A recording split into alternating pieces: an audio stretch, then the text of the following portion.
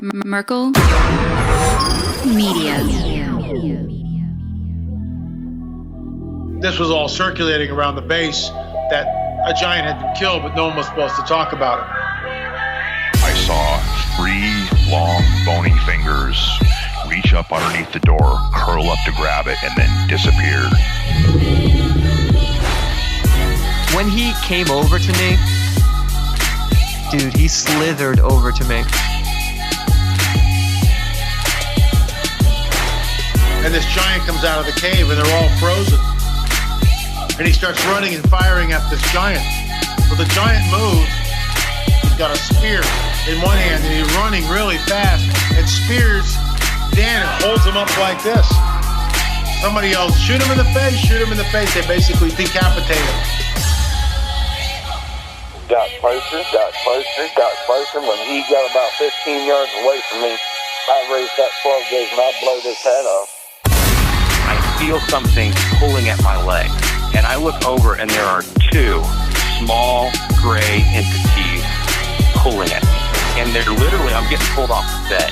I reached my hand into this bush and I touched air. Couldn't breathe and I couldn't move because I know I'm seeing a monster.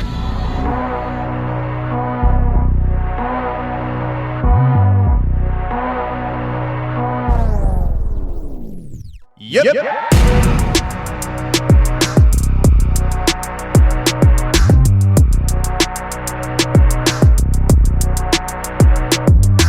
Welcome to the show, everybody. You're listening to the Confessionals podcast. I'm your host, Tony Merkel. Thanks for being here. If you have a crazy, wild experience you want to share with me on the show, go ahead and shoot me an email. My email address is contact@theconfessionalspodcast.com. That's contact@theconfessionalspodcast.com. Or go to the website, theconfessionalspodcast.com, hit the contact section, and you can reach me that way as well. Either way works for me. Just get a hold of me. If you want more shows on a weekly basis, go to theconfessionalspodcast.com, hit the join button, become a member. There you get access to bonus shows every Thursday. All the ones now, in the present, in the future, and in the past, all accessible to you right now on the website and the Confessionals app for members.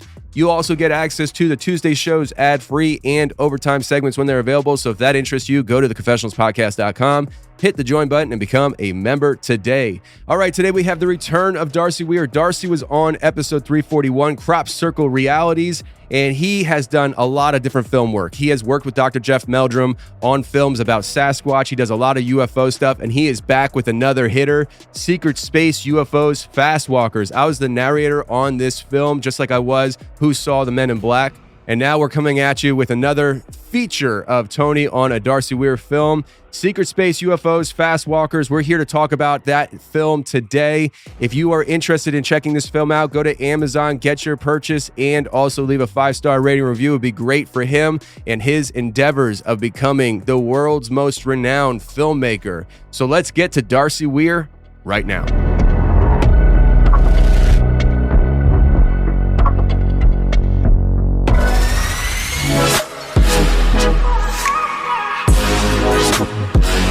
All right, today we got Darcy Weir on the show, returning. How are you, sir? I'm good, man. Thanks for having me. This is awesome. I love watching your show grow. It's really cool. Awesome, man. Well, I appreciate it. Yeah, listen, so I was thinking about this the other day, and I can't remember exactly how you and I got connected over the years. It's been a while, but we've worked together on several different projects, and today we're talking about Fastwalkers, which is the newest project we worked together on. But I remember the first project that we worked on together was it was released. Do you remember when it was released? I think it was 2019, 2020. I think it's called Who Saw the Men in Black. It's all about Men in Black, and like the history of real UFO events happening, and then like an active cover-up happening by sort of shadowy government figures right after. And that was a fun project to work on. Your voice on that, very dark and mysterious. It was awesome. You're always your worst critic, and so like every time I listen to my voice on these things, I'm like, dang it, Tony, you should have done better. You could have done better. And I'm just like, I'm going to get it one of these days where I'm going to sit down and listen, and I'm like, oh yeah, that was spot on. I like that. So not everybody, like in the comments on Amazon and stuff, people are like, yo, Tony killed it in this doc. Oh, loved shoot. it. You know, seriously, most of the comments are about you, and it's true. It's true, man. So my following followed me there. That's good to know.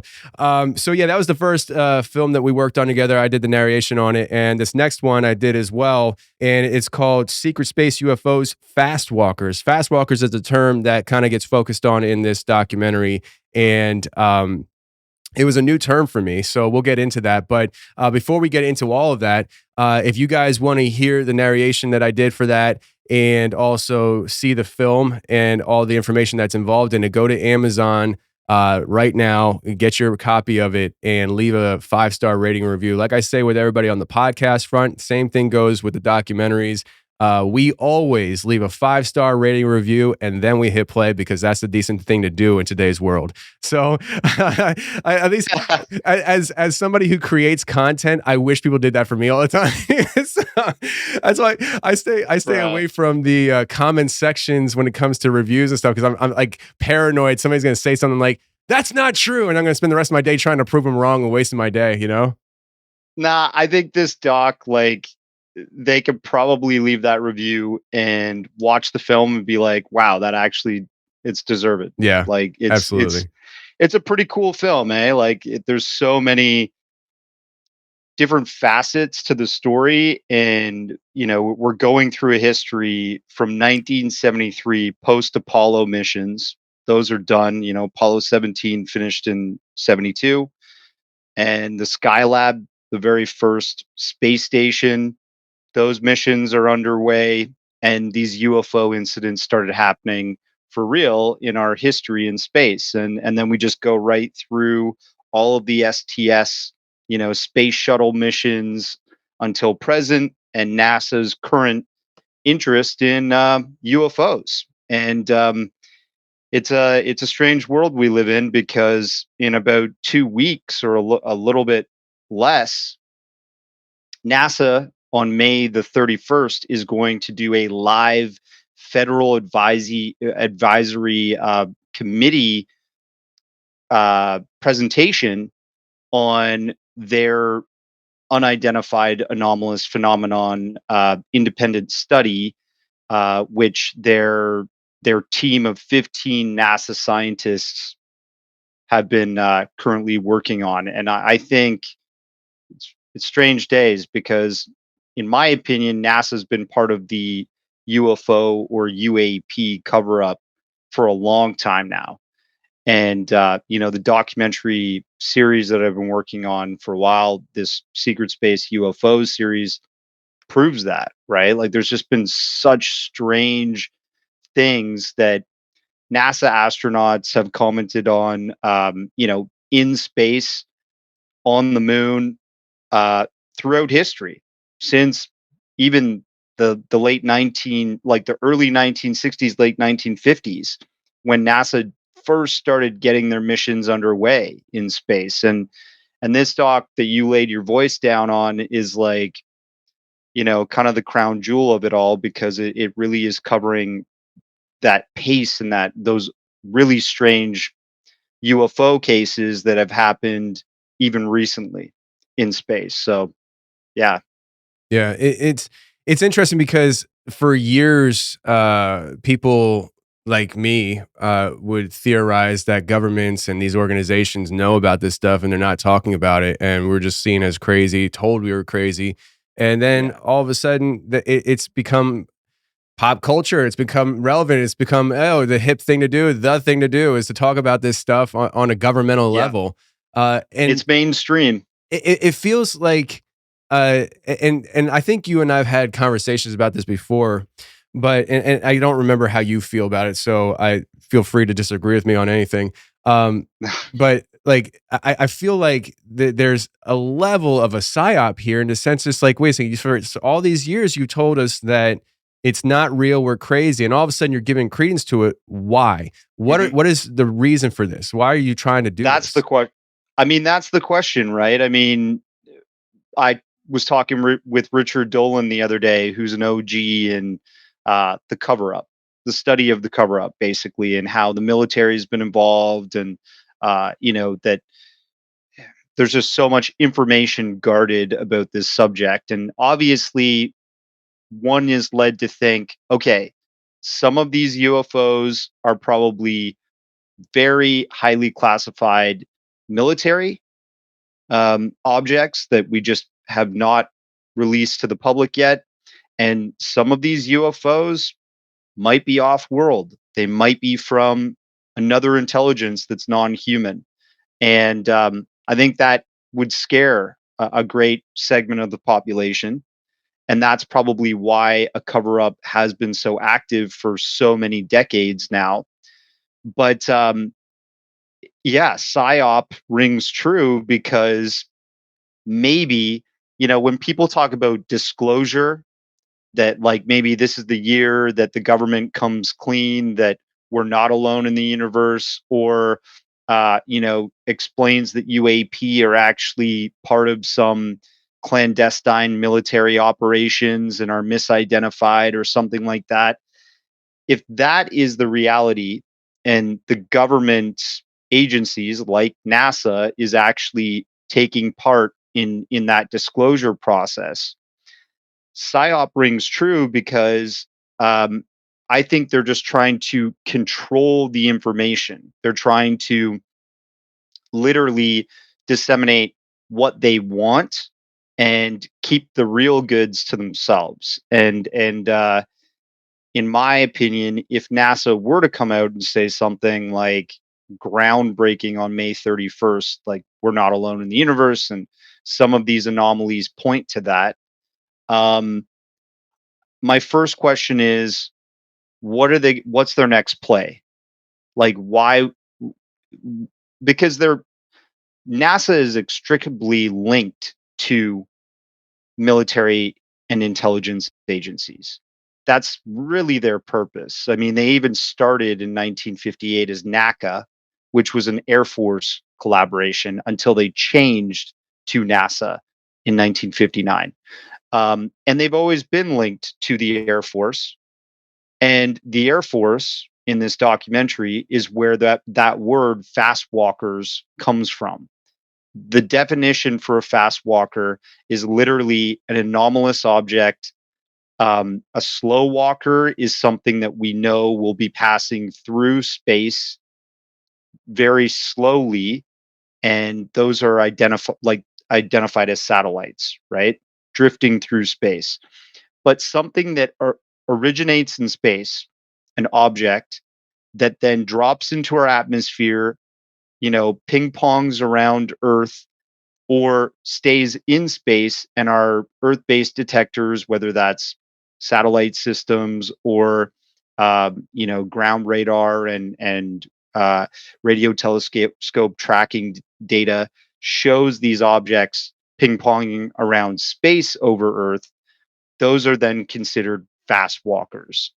And we know this basically terminology to be a space-based UFO because of the fact that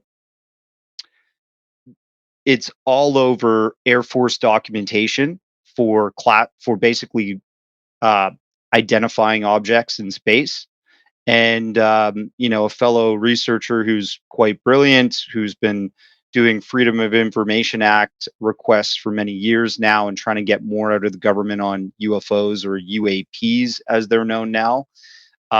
What his name's John Greenwald. He was actually the one that originally was asking NORAD, which is connected to the Air Force. It's the North American Airspace Defense Command.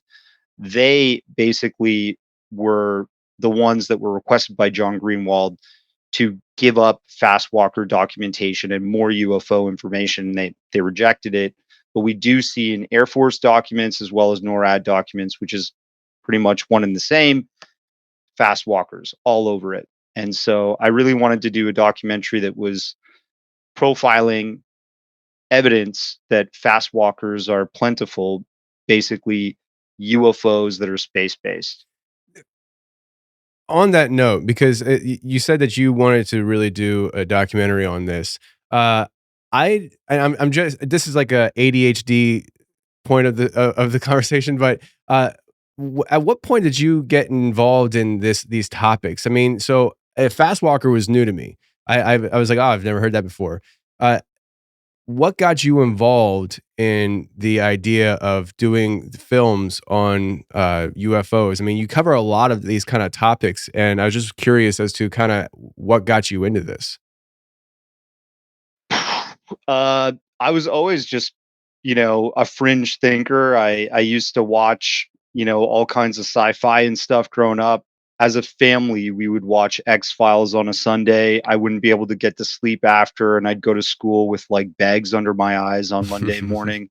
But I've been interested in the idea that mankind is not alone, and I studied in university. Actually, funny enough, I studied this course called Life in the Universe. It's basically astrobiology 101. And the textbook for that was Seth Shostak's book. And as you noticed in the documentary, I actually have Seth Shostak, who's the head of SETI, Search for Extraterrestrial Intelligence. He's been the director of that research group with all that equipment for many, many years now. And his job is to look for signals in space from other star systems, maybe emitting from, intelligence like ourselves, intelligent extraterrestrial sources. And so that really opened up my mind that this scientifically is a possibility. In fact, in our Milky Way galaxy, the Drake equation says that there has to be at least millions of intelligent civilizations out there that have evolved just like us, right? Whether we were genetically modified or not, if you believe that. But I've always been interested in this stuff since like I was in my teens. And once I started looking into this post that course, I realized, well, there's just tons of evidence that there's been a cover up, that we have been visited. Military agencies and intelligence agencies are covering up these details, especially in the United States, but all over the world. In Australia, I traveled there and covered the Westall 66 incident at one point in one of my documentaries, which is also in this series. And, you've got cases in Africa with the Ariel School, you've got cases in Russia, you've got cases in China, you've got cases all over North America, throughout Europe. You got the Rendlesham case, the Bentwaters, base case. So, look, it's a reality. You've even got in Russia the I think it's called the Vorozhnev case, where entities landed, got out of a craft. There was a giant being and a little cube-shaped being with arms, like a little robot. That's wild. And kids were screaming, running away, and adults watching this all go down. This was like broad daylight. And, there's so many of these mass witness cases. But of course, my attention is always to things like cryptids as well. I did 2 documentaries on Sasquatch, or Bigfoot as it's known in the United States. And there's a very, very credible history of that as well, especially going back to Patterson Gimlin film. And of course, in Canada, since the 1800s, we've had like newspaper documentation of sightings, and we actually captured a being, and a doctor named Hanford in Yale, BC, British Columbia, examined the body of this creature, which was like a juvenile, and that was sent off to Europe and kind of lost in history. So pretty, we live in a strange world. It's just information that's out there in the mainstream is kind of catching up to fringe thinkers like ourselves. Yeah. And I'm too stupid to know when the oddball in a room. So like I've always been just like, yeah, let's talk about it. And people are like, probably looking at me like I'm crazy. I'm like, oh, I didn't realize that I was getting those looks, but people, what you just said, I know people are gonna be like, oh, ask them about it. Maybe I'll just say, because I don't want to veer off topic of what we're here to talk about, but totally. Getting a body and analyzing it and then getting lost, I'm sure there's a whole story there that we could dive into, and maybe we will at the end. But I know today we are on a time limit because I do have to pick up my son from school. So how dare you bring up Sasquatch and then make me leave everybody hanging? But sorry, brother. It's all right. So in this film, though, I think for me, one of the more intriguing things personally, everybody has their own thing that tickles them, right? And I can't remember his name, and you even brought it up earlier before we started talking. But the guy with the foreign accent that you went and visited him at his home with the antennas. What was his name again? Jimmy Blanchett. Yeah, he lives in Arizona, in like the middle of the desert on top of a mountain. Right. So what I found interesting, and you brought up SETI before, is that he brought up how SETI is really into receiving signals. And he is doing both. He's sending signals and then receiving responses from those signals. And if I understand correctly, he's sending signals to the moon, the sun, other planets. I mean, it seems like, I think at one point he said that he is sending signals. He can send signals to any part of the universe or something like that. Is that right? Any part of the solar system. So essentially what he does is he has like these focused radar antenna that he turned into a radio telescope system, a pretty sophisticated one, in which he's able to create these. He takes a picture, right, that has like words and images of people, kind of like what Carl Sagan put this placard on the Voyager mission when they sent this satellite into deep space. So if an alien or intelligence found it, they would see who made it, mankind, a picture of our solar system, the, human form, some music, that type of stuff. Well, what he does is something similar, but he scans this picture with words like, a message literally, and a request to make contact and stuff. He puts it through this program that takes that picture and turns it into a sound wave. And the sound wave literally looks exactly like the picture. And then he plays that sound wave through the radar antenna, blasts it into space, and that goes out to targets. So he kind of targets known objects, celestial objects in our solar system, and he gets answers. And I think the thing about SETI, which is kind of crazy, and I never really thought embarking on this documentary I'd be kind of dunking on SETI, but like what we're doing with that for decades now is just waiting for a message to naturally come from space. And once we get that message, we have to rule out if it's like a quasar or some kind of like prosaic thing that's emitting that radio signal, because sometimes prosaic objects can do that in deep space. And then once we rule that out, we have to figure out, okay, is this message really going to come again? And the problem is that, we're looking light years away at stars, which maybe we only get that signal once, because a light year is thousands of human years. And when you combine light years, like if something's 20, 40, 50 light years away, we're talking about multiples of thousands of human years. So we might not even exist by the time a second message comes through, right? If we're just naturally waiting. And a protocol that SETI follows is to respond to that message, right? And to figure out, should we respond, or is the message, does it seem kind, or, are they interested in taking us over, that type of thing. But what Jimmy's doing is he's assuming they're here. That if you're an intelligent race that wants to communicate with mankind, and you have past that technological barrier and science in which you need to travel from star to star, that you're here. And if you're here, then he can send a message somewhere locally in our solar system and get a response. And so he's been getting this strange like radio chatter response when he sends signals into our solar system. And his antennas can blast at like 250,000 watts or more.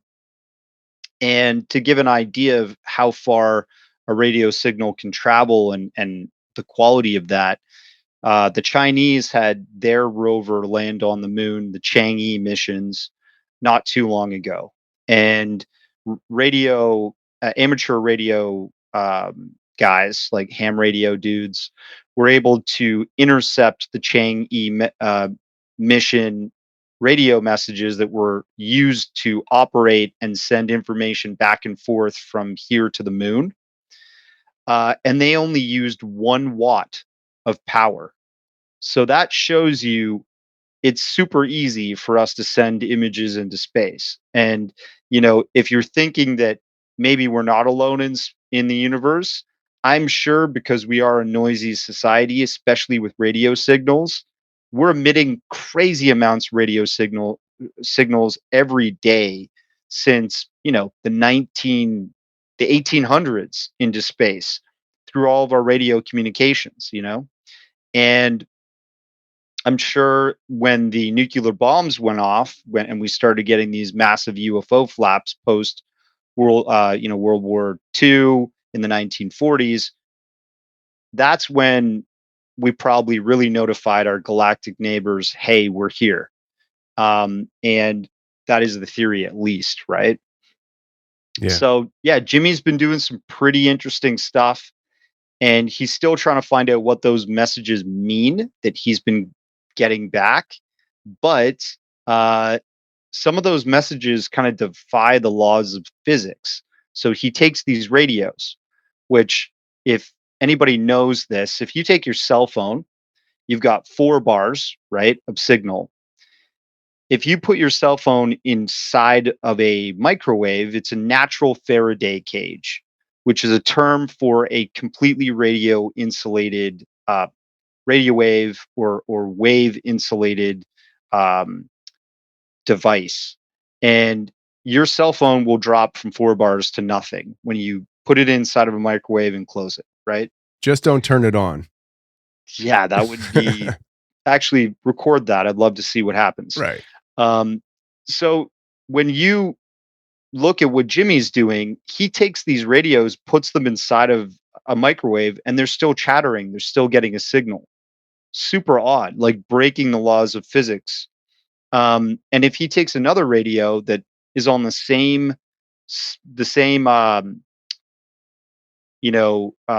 radio signal programmed megahertz or whatever, I'm having a brain fart, and you tap another radio that's on the same one, the signal will carry over. But unless you touch the 2 radios, nothing will happen. And the other one won't even chatter like the original one, but they're both on the same radio band. Right next to each other, too. Right next to each other. It's super weird, like things that shouldn't usually happen. So, yeah, he's an interesting case in this doc for sure. Yeah, I found it fascinating. What the technological stuff you're talking about is, I think, what really was just like, wow, that's amazing. Because if what you were talking about, the cell phone in the microwave, if that is how it works, and if you're trying to talk to somebody on the radio and you put that radio in the microwave, it's not going to work. To me, it is reasonable to question if even what is getting sent to that radio is actually a radio signal. Exactly. It might be something completely different, and whatever that is just using the device of the radio to communicate whatever it's communicating. Yeah, and he's still trying to figure that out. So weird stuff coming from space, Tony. Yeah, and that's the whole thing, is that this documentary is about, like, we can talk about UFOs terrestrially. We can talk about people shooting video from the ground into the sky, seeing something in our skies. This documentary is what's outside the skies, what is in space, and what has NASA and these organizations been knowing for 50 plus years and not talking about until recently. And so, if I remember correctly, NASA is the one who coined the term Fastwalker. Is that right? No, it was actually the Air Force. Okay. The Air Force. Okay, yeah. So a code word for an anomalous object. Yeah.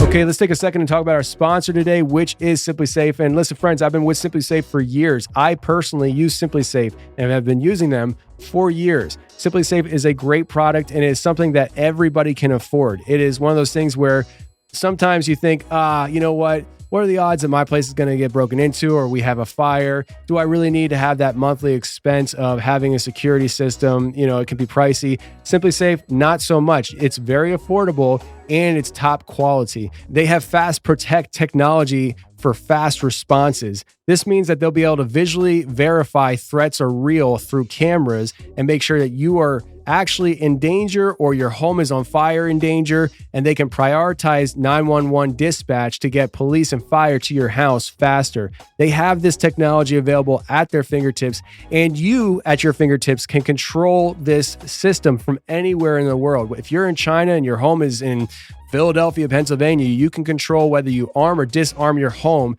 by a click of a button using their mobile app, and it's easy to set up. You can have a professional come and set it up for you, or you can opt to do it yourself. And I did it myself many times, and I can do it. And if I can do it, you can do it too. Customize the perfect system for your home in just a few minutes at simplysafe.com/confessionals. Go today, claim a free indoor security camera plus 20% off your order with interactive monitoring. That's simplysafe.com/confessionals. There's no safe like Simply Safe.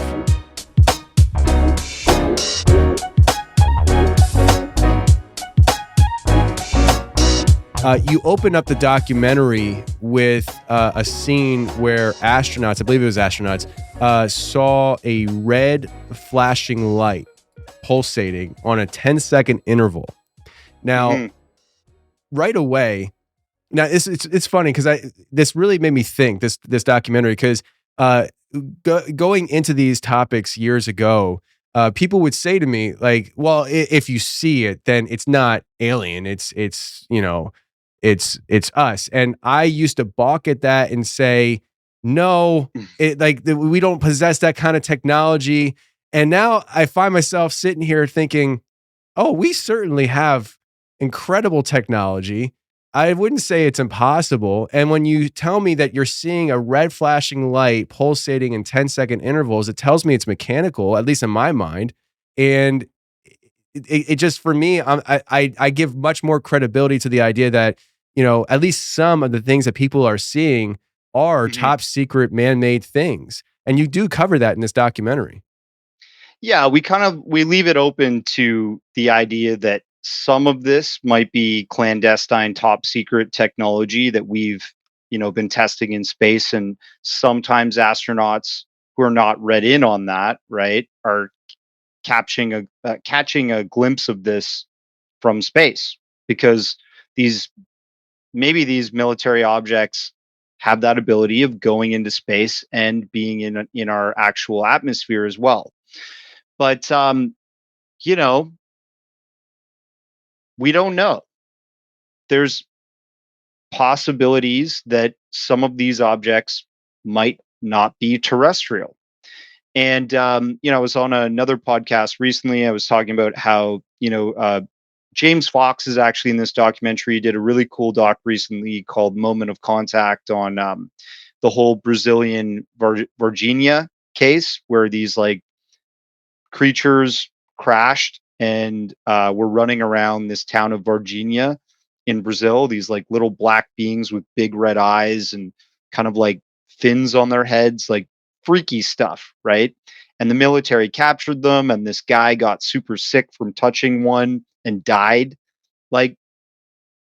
This is all real, supposedly if somebody's dying from touching an alien, that's pretty hard to cover up, right? Yeah. But anyways, the Brazilian government and the Air Force of the United States flew in to apparently take these bodies out. So the United States has an active history of being interested in UFOs, extraterrestrials, and traveling to other countries to get the evidence, you know? But so I was talking about how recently James has been doing some interviews, and he was on Joe Rogan talking about this guy named Chuck Clark, who he met, who has like one of the best UFO videos ever. And this craft was hovering over top of a car in it. Logan Paul apparently has the video.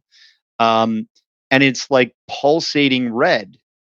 And, you know, you think about this case in 1973 where these three astronauts, Al Bean being one of them, Luisma being another, you know, are looking out the sort of mess hall window of their space station. It's like way before the ISS.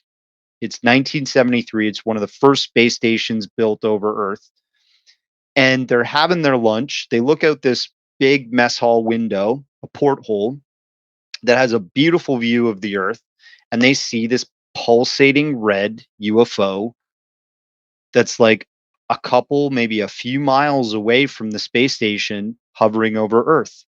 And it's kind of tracking them while they're going over Africa and following them into darkness. And you don't know. You don't know whether that's ours or theirs, because, you know, there's probably a possibility of both, but it's highly anomalous. And that's what this documentary is all about, documenting the highly anomalous things that have happened since 1973 until now in space. Yeah. Or originating in space, like NORAD this was talked about on the documentary as well, how NORAD has at least 2 confirmed reports from, I think, the 1980s. It was said that things coming into our atmosphere from space, if they're monitoring that and it was terrestrial, you would think that they would document it leaving and then coming back. That's what my mind went to right away. Totally. I mean, and those cases were the 70s. So what happened was the Department of Defense actually has their own satellites. You know, they have for many, many years. And in this case of the documentary, we're proving that the DSP system, which is the Defense Satellite Program, that was established in the early 70s and lasted till 1991. Okay. And these satellites were basically placed in Earth orbit and aimed at Earth. And the intention is to track detonations from Earth or that are Earth based, or things that are in space around Earth that could pose as a threat to the United States. It's a defense satellite program. And basically they're spying on Russia, China, foreign adversaries that might be committing a strike against the United States and using space, whatever. But these same satellite systems have picked up Fastwalkers. And in the case of the documentary, we profile, 2 really crazy cases. One where literally a UFO flies into Earth orbit close to the DSP system and just stops on a dime, watching Earth, and then leaves. Another case, 1976, which is recorded on the DSP system, but also the exact same day and time that this satellite system records this object entering Earth's atmosphere. We have the infamous Tehran UFO incident, where F-4 fighters tried to shoot down and chase 2 UFOs that were hovering over Tehran, putting the city through rolling blackouts. Hundreds, thousands of people witnessed this. So this is a mass witness sighting. And, you know, people are in fear for their lives. They're thinking this is like War of the Worlds. What the hell is happening here? And, you know, that was recorded on our DSP defense satellite program systems. And that Fastwalker incident was extremely prevalent, right? So if you think about that, that's like the tip of the iceberg. Richard Dolan in the documentary goes over the fact that the DSP system, which is now defunct, lasted for decades, recorded hundreds of Fastwalker incidents, like over 300 or something like that. And we're only profiling 2 that we can really put our finger on, right? Imagine what the defense intelligence community actually knows about more Fastwalker incidents and just UFOs in general, right?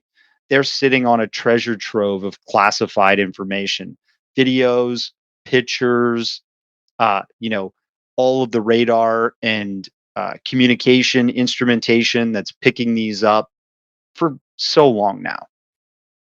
Yeah, and with that, I encourage anybody listening to right now that might have information on that stuff, please contact me. Like the just put it in perspective, the amount of information they have, the pictures, videos, documented occurrences, and people who went through the experiences, like the what we know, like some of the things you were talking about, I think it was Brazil, and I remember this story happening, the guy touching the alien and he dying and stuff. Like, that's amazing. That's an amazing story. They have plenty of those kind of stories that we just don't know about. And that's like mind-boggling to me. Because like years ago, episode 122, it's one of my legendary episodes. I had a guy named Charlie on the show who was in the military, and he found himself working in a more specialized unit. He would go out on missions with scientists and they would do different things. And one time he went out to retrieve information. Now, he collected data and he went out to retrieve information off a downed aircraft. He had no idea what they were going for. It was a multi-day journey. Once they arrived on ship, he wouldn't tell me where this was. But when they get there, he said that the environment around them was warm, but the craft was cold to the touch. He said that it was nothing he's ever seen before. When he went inside the craft, his job is to retrieve data, and he's trying to retrieve data off this. He had instruments that would work, but the language on this craft was something that he just didn't recognize. And one of the scientists that was with him told him that he wasn't going to, because he was looking through, I guess, a manual or something to try to find this information as to how to figure out what this says. And the scientist told him that you're not going to find what you're looking for in there. And he kind of brushed him off and ignored him. And the scientist doubled down, slammed his hand down the book, and he said, "You're not going to find what you're looking for in there." And he said, "What do you mean?" And he's like, "That is Enochian language." And he's like, "What's that?" He said, "It's a demon language. Get your stuff. We're getting out of here." And he did what, I guess he did his job, but they burned it down with thermite. This is a wild story that it has so much detail in it. I mean, even the journey getting there and back, there was weird things happening, time slips, all this weird stuff, right? And since I've released that interview years ago, I've had so many people come to me in private, some on the show, kind of confirming that they have gone through similar things or just his terminology. And I'm like, you know what? I bet there's a lot of Charlies out there. And if we could get our hands on that information, I'd have shows every week that are just amazing. Like, totally. Crash retrieval, like recovery folks, that's one of the treasure. That's like the crown jewel of ufology. People that have gone through those types of missions, right? Roswell types of missions. And old Charlie might have been a Enochian language that could also mean alien, right? Yeah. Not from Earth. Yep. So, and what is a negative entity, that's not from Earth? Possibly interpreted as a demon. So I mean, and there's so many people that are out there that are looking at ufology and commenting on it. And, people ask me, well, do you think aliens are negative or positive? And I kind of say that as above, so below. I think if we live on a planet where there's a plethora of negative and positives, I'm sure out there in the universe that would be reflected as well. There must be some duality there, that there must be an existence of negative beings and negative intentions coming from outside of our planet that may come here sometimes. And I think that's why you do need defense programs and you need intelligence groups to protect the planet, protect humanity, protect the countries, protect the United States. I'm not saying that everything that's classified shouldn't be classified. I'm saying that as a researcher who's been looking into this for many years now, I would just like some proof to come out of these classified programs of researching UFOs and documenting the evidence of what's been visiting our planet to come out more. I want to see that data so that I can scrutinize some more of it and make more documentaries. Yeah. I mean, selfishly speaking here, Yeah. In the documentary you were talking, or not, you weren't talking about it, you showed there was an astronaut, and it was kind of pretty quick, but it just kind of made my mind go down the route of, what does she know? What did she see? Because you showed an astronaut where she, upon landing, she's standing at a podium to speak, and she faints. And, it's easy to say, like, okay, yeah, but she was just in a spacecraft, she's getting adjusted physically, whatever. But knowing the situation behind it, it makes you wonder sometimes, is whatever she saw so dramatic that she's just like, I'm overwhelmed by this and I can't take the extra pressure of talking to a crowd of people right now in front of them. I mean, what's your take on that whole situation? Yeah, I think that's Stephen Shin Piper, astronaut that was on STS-115. And that space shuttle mission was really weird. Like, not only did that mission yield 3 different UFO encounters, that, one of them we really well document. Literally, you hear the astronauts saying, we're tracking this object. It's going through this window, this window, this window on the shuttle spacecraft. And we're still tracking it going over the bay and over the tail of the craft. It looks like 3 or 4 objects. It's in a triangular formation. And we're not quite sure what it is, and basically that happens twice, and both times a male and a female astronaut describe it in this cryptic code way. And they say it's definitely not metallic or rigid, but looks to be some kind of cloth-like object. And it seems like what they're trying to say is this is a metallic object, but they hide what they're trying to actually describe it as over a open radio channel with keywords and the other words of, like, the public's listening to throw you off and say, oh, it's nothing, right? Definitely not metallic, Anyways, 2 different astronauts describing it in almost like a handbook manual style of, this is how you describe a UFO if you're speaking publicly. And then they're trying to re-enter Earth's atmosphere at the end of that mission, and a UFO literally blocks the way. Okay, so not allowing them to re-enter, and these parts of missions are critical, right? If you try to re-enter and you hit that object, you break up in the atmosphere and die. And I'm sure that's very, startling and a harrowing experience to go through, on top of just being in space, which is overwhelming and incredible. We kind of, in the documentary, try to show what it's like being on the space station as an astronaut, moving around, living, and so on and so forth. And then, being on the shuttle. And I think Stephen Piper, that astronaut, was possibly overwhelmed by this UFO incident. And two things might be at play here. And there's people that speculate on this. This is pure speculation. I don't know.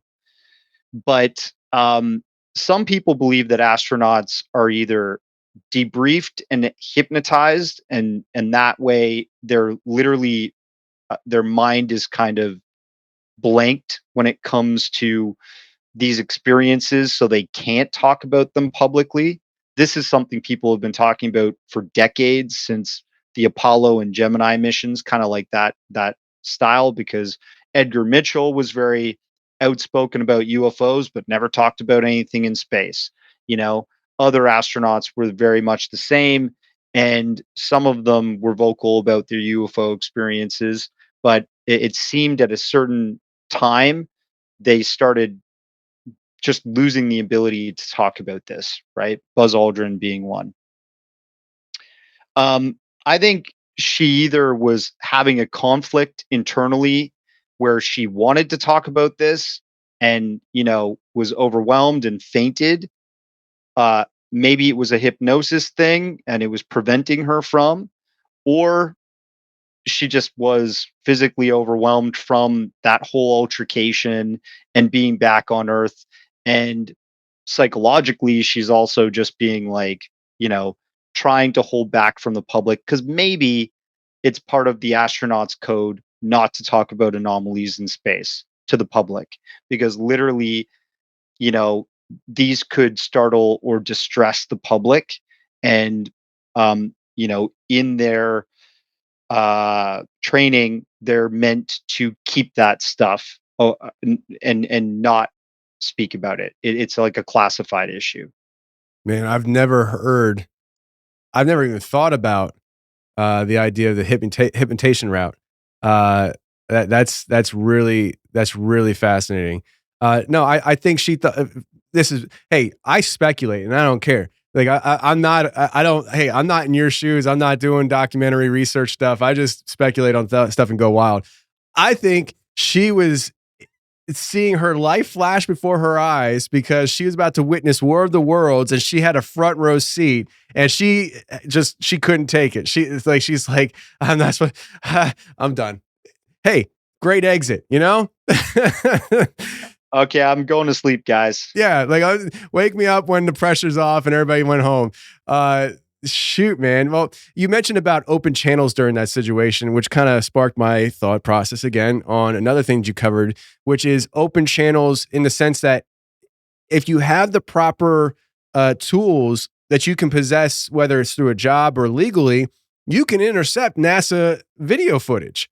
And that was covered. I was kind of stunned by it. I was like, this guy, I think you said he worked at a TV station, and he started recording NASA feed, or I don't remember how it all worked, but like he was getting all this stuff, and it just kind of made me feel like, in between him and again, I forget his name, but the guy with the antennas in Arizona, like you can do stuff yourself that it could be groundbreaking if you have the longevity to do it, because it takes time and patience and understanding. But it really kind of, that was in the beginning, and then the antennas was towards the end, and throughout the film, it kind of gives you this feel that, hey, you can do stuff too if you want, because it's not that hard.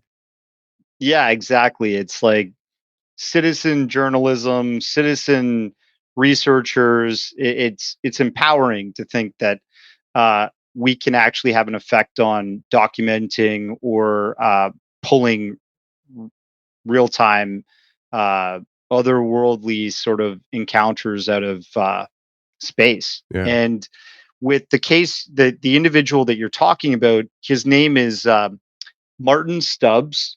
He's actually a Canadian like myself. And I tried contacting him for 6 years.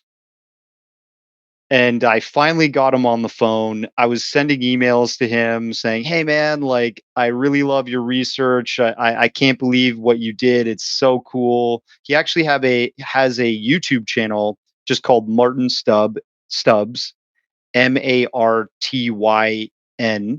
and then Stubbs, Stubbs. People go check it out, and it's all of the footage that he accumulated from NASA space missions during the shuttle era, the STS missions, where NASA was beaming a live downlink video footage and audio to their Capcom, their Houston, communications center with the astronauts. And Martin at the time, working as a TV station manager, basically like managing all the programmed shows that were going out throughout Canada on this TV network, had an interest in UFOs. He says that he was part of MUFON, right? And MUFON's in the United States and in Canada. They're a research agency, civilian, that documents UFO incidents and stuff around North America. And he brought this to them. They actually weren't interested, but he's like, I've been intercepting the NASA downlink, that video footage and audio recordings from the astronauts talking and recording stuff in space onto my radio station's VCR tape system, basically, which was Betacams at that time. And I've been finding really strange footage of, what could be described as UFOs in space, like things moving around and interacting either with astronauts on spacewalks or, shooting around the ISS or, entering the Earth's atmosphere or slowing down and stopping over the Earth's atmosphere, and sometimes reversing into opposite directions on a right angle turn, like things that don't look prosaic, like asteroids or comets, or space debris and ice. And I think the thing that debunkers or NASA former employees like Jim Oberg, he'll haunt your comments probably, seems to stalk me everywhere I go when I speak about this stuff. He famously was saying that a lot of these videos are just prosaic objects. They are space ice or debris, right? Which we do have plenty of that in space. He's not wrong about that. But what he is wrong about is space ice doing right angle turns, stopping on a dime, interacting with astronauts. Like, not everything's space ice, Jim. And that's what I'm trying to document here. So, essentially, yes. I mean, you see that in the footage that Martin Stubbs collected, and I got him on the phone, talked about, how he started his journey with that. You hear a little bit of that in the documentary, but I've got like 3 hours of conversations I've recorded with him. He's a really brilliant man. And, again, one of these people that just kind of said, I've got access to this technology. I'm a smart guy. Why don't I try something out and see if I get some kind of new information that you don't usually see in the public? Jimmy Blanchett does that. Martin Stubbs does that. There's so many people that have been doing this in ufology and throughout history.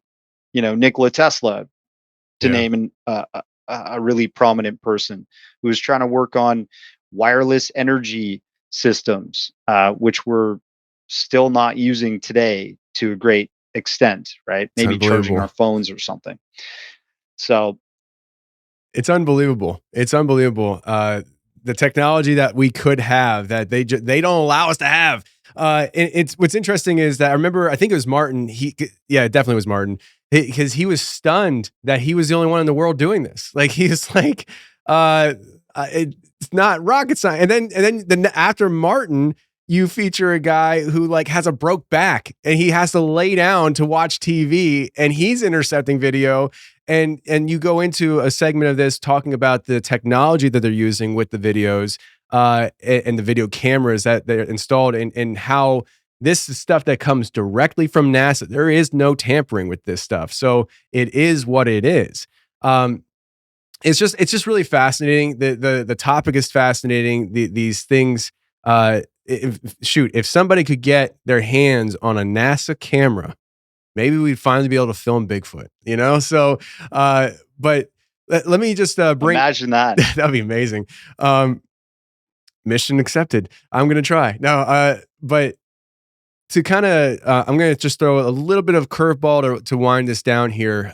We got about 5 minutes, and I have this thought, and it kind of blends everything in a sense. So I firmly believe that there are things that we're capturing on video, pictures, people's experiences that are 100% top secret terrestrial. I also believe that there are, for just general purposes to say, extraterrestrial. And there's a lot of things, like I could probably spend another hour with you talking about this. How it's even possible. Like we kind of talked about a little bit, the radio signals and the light years, and how it's unfathomable. I think I stuttered on that word. How far of a distance this is, and when you start talking about, you know, thousands of human years, 1 light year kind of thing, it's just like it kind of puts it in perspective. And it's like, okay, so if that's true, then how is it possible that these things are traveling like this? Well, I've been looking at wormholes recently. And I'm not a scientist, I'm not a quantum physicist or anything like that. But I've also been really big on the portal talk recently as well. And what if wormholes are portals to other realms, if you want to say universes, and these beings are using wormholes to get here? Like, I don't know if there's a documented situation where we've ever sent anything into a wormhole to get anything back. And you're shaking your head no. But what are your thoughts on the idea of wormholes being used as a way to transport themselves here? Because at the end of the documentary, you guys did venture into the idea of, I even made a note here, if these things being threatening, and are they threatening? If they're threatening, I'm like, how is it that we don't? I'm having a hard time putting this into words, but if these things came so far, they took so long to get here, and we're just now getting systems up in place to detect them and possibly communicate with them, it shows me that they're far superior technology-wise. And if they're threatening, why would they have not made that glaringly obvious now? Unless there's another reason. And I just threw a bunch of different things out there, but let's go back to wormholes. What are your thoughts on it, real quick?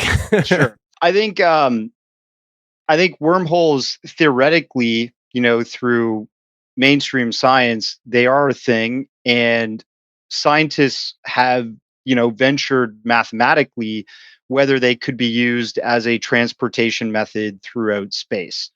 And the working theory is yes, they could be. Okay. So that's that answer. The other thing is, are there negative entities that are trying to get into our planet and do things? I mean, you look at the history of the UFO subject and you hear about abductions. Abductions don't sound like a pleasant experience. No. You know, this is something where people are taken from their homes or taken from their cars or whatever. That's an intrusion. You know, that is a exploitation, and I think that's can be considered a negative experience. So you also hear about military systems being shut down, nuclear systems being disabled and stuff, and you don't necessarily send that message to somebody unless you're trying to send a somewhat negative message to them, like, hey guys, we're in control here. You know what I mean? So if there's posturing like that, and there's also these other incidents where people have had negative experiences, civilians, military personnel, with this phenomenon, health effects, like people getting sick from being exposed to UFOs up close and personal, that's negative. So I think there is some danger to this phenomenon. There are some people that believe they're all positive and you can pray to them and they'll come to you and stuff and whatever. You know, everybody's allowed to have their own opinion. I don't want to argue about that. I just have my own opinion. what are visiting us, I guess you could say, off the back of that. And that would be a whole range of things. Theoretically, scientifically, we could be visited by crypto-terrestrials, which are beings that exist on our plane, but in a different area of the world or in space, that have been here since the beginning, that are technically advanced Earthlings. We could be visited by multi-dimensional beings, like beings that are just so evolved and so, far advanced in terms of technology that they're phasing into our dimension and then taken off.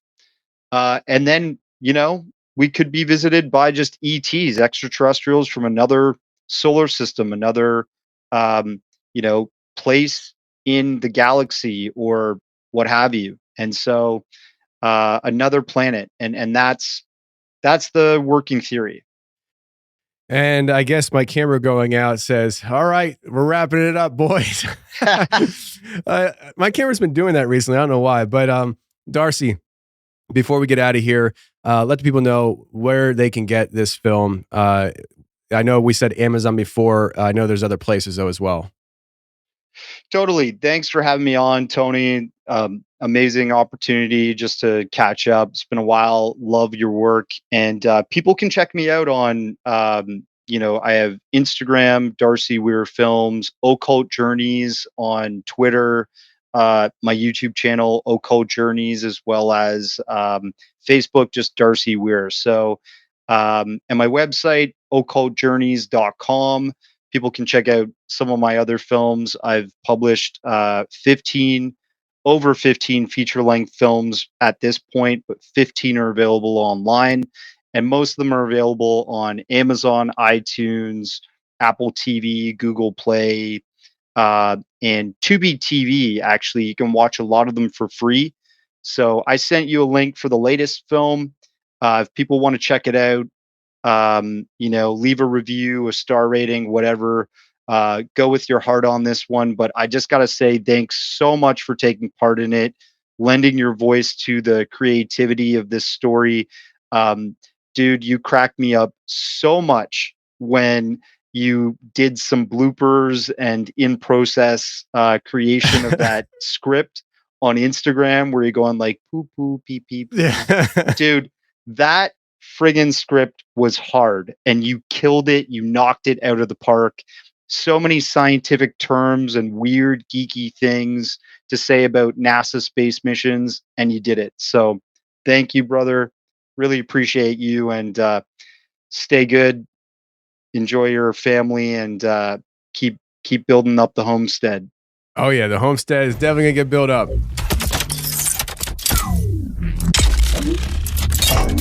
Well, that's the show, everybody. I really hope you enjoyed it. If you did enjoy the conversation, please go ahead and check out the film on Amazon. Like we said, the links are in the description of this episode. It is available on other platforms as well. But if you are an Amazon user, like most people are, go ahead and check it out there. That would be a great help for Darcy and his endeavors. But friends, I enjoyed the conversation. I hope you did too. Until next Tuesday, stay safe, take care, and remember, the truth will set you free, but first it'll piss you off. Bye.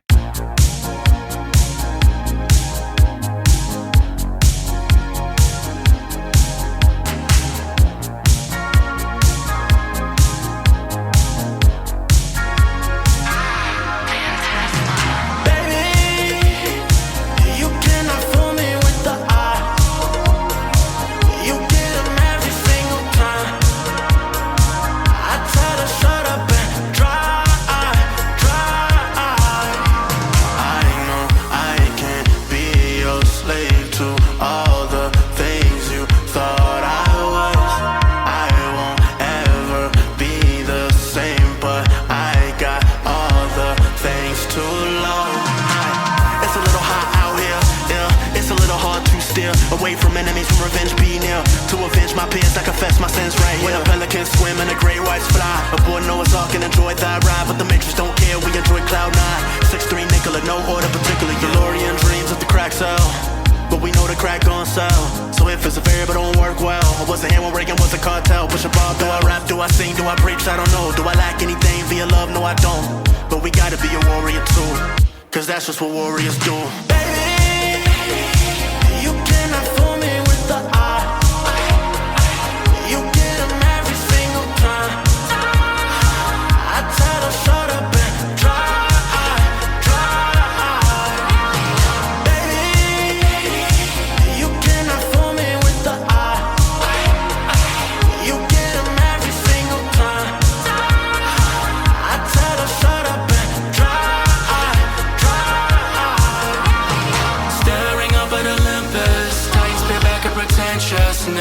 Decades of vintage, new Babylon built on contentiousness.